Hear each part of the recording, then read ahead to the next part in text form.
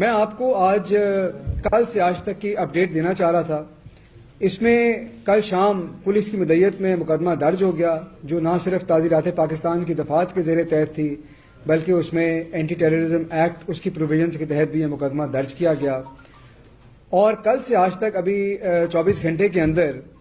200 reads ہو چکی ہیں، اور ڈی پی او سیالکوٹ نے 10 ٹیمیں تشکیل دیں جنہوں نے چھاپے مارے، اور 200 ریڈز ہو چکی ہیں۔ 118 لوگوں کو ابھی تک زیر حراست لیا جا چکا ہے، اور اس پہ جو 13 مین اس کے مرکزی کردار ہیں، جو مرکزی ملزمان ہیں، ان کو بھی پولیس گرفتار کر چکی ہے۔ کل آپ کو بتایا گیا تھا کہ سی سی ٹی وی فوٹیج کو ریٹریو کیا جا رہا ہے۔ یہ 160 کیمروں سے یہ فوٹیج لی گئی، جو 12 گھنٹے کی فوٹیج تھی،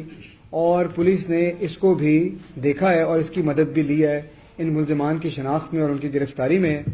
اس کے علاوہ سی ڈی آر اور موبائل ڈیٹا انالیسس جو تھا وہ بھی کیا، اور ہزاروں کالوں کا ریکارڈ چیک کیا گیا، اور اس کی مدد سے بھی یہ شناخت کی گئی کہ یہ ملزمان کہاں ہیں، اور اس نے بھی تفتیش میں کافی مدد دی ہے۔ اور اس کے علاوہ ویڈیو فوٹیج کا جو ڈیٹیل انالیسس ہے وہ، اور جو فورینزک انالیسس ہے وہ ابھی جاری ہے، اور وہ کافی تیزی سے اس کے اوپر کام ہو رہا ہے۔ تو یہ 24 گھنٹے کے اندر میں سمجھتا ہوں کہ پولیس کی طرف سے کافی خاطر خواہ اس کے اندر پروگرس ہے، اور یہ تفتیش ابھی بھی